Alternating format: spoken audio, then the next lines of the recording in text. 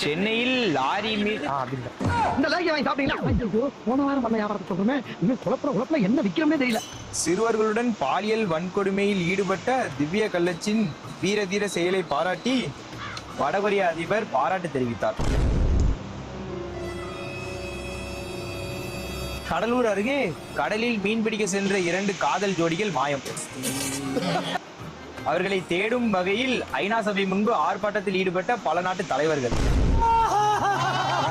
Poland நாட்டில் தலைக்கவசம் அணியாமல் சைக்கிளில் சென்ற 2 வாலிபர்களுக்கு 5 லட்சம் அபராதம் மற்றும் தூக்கு தண்டனை விதித்தது அந்நாட்டு அரசு.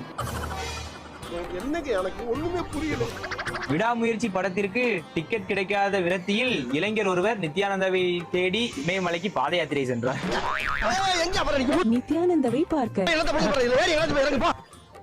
இன்னைக்குள்ள நியூஸ் பேப்பர் அது.